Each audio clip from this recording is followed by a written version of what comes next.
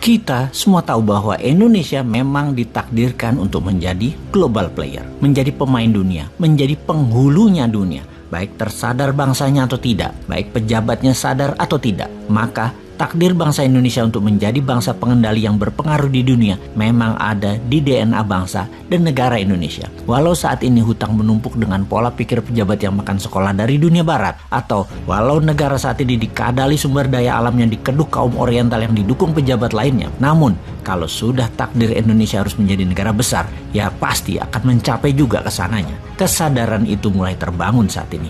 Nasionalisme mulai naik, masyarakat mulai belajar dan hati-hati memilih dan bertindak ke depannya. Kesadaran kemakmurannya bukan karena kebijakan pejabatnya, namun memang karena kepintaran alaminya yang terjadi saat ini. Walau sudah dikekang dan dibatasi kreativitasnya dengan peraturan pemerintah yang ketat, tetap membuat rakyatnya jadi kreatif dan produktif apapun caranya, karena memang DNA kita DNA juara, DNA pemain dunia, DNA global player. Kita ini bangsa survival yang bertahan di tengah bencana, di tengah masalah, dan di tengah kerusakan dengan bergantung pada kekuatan gotong royong bangsa sendiri. Kita buktikan sejarahnya bahwa tanah air kita, alamnya mengingatkan bahwa jangan main-main dengan Nusantara. Misalnya, alam meledakkan gunung berapi yang menyebabkan terjadinya Danau Toba mengguncang dunia dengan kekuatan erupsi super atau ledakan dahsyat pernah dihasilkan Gunung Toba di Sumatera Utara sekitar 74.000 tahun yang lalu. Efek ledakan tersebut membuat dunia berubah, banyak kematian terjadi, namun pastinya yang survive adalah yang terpilih yang tahan uji. Lalu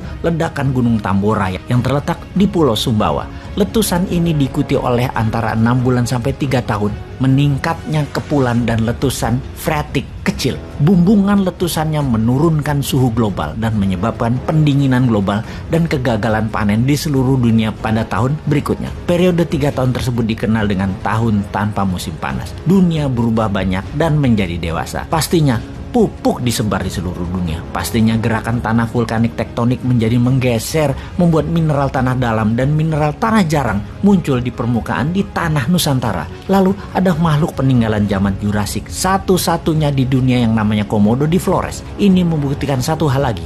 Spesies di Indonesia mencerminkan bangsa manusianya juga ada DNA survivalnya, DNA championnya, DNA juaranya, mutu tinggi. Kita ambil hikmahnya sekarang. Ledakan Gunung Toba dan Tambora merubah dunia. Komodo adalah makhluk survival segala zaman. Indonesia untuk menjadi pemain dunia harus menciptakan ledakan-ledakan Toba dan ledakan Tambora yang baru dengan semangat survive segala zaman yang sesungguhnya ada di DNA putra-putri bangsa Indonesia. Corona itu tidak akan bisa mengalahkan bangsa Indonesia, apalagi kalau produk lokal mendapat izin edarnya. Bahkan bisa tanpa vaksin, bahkan bisa tanpa PCR.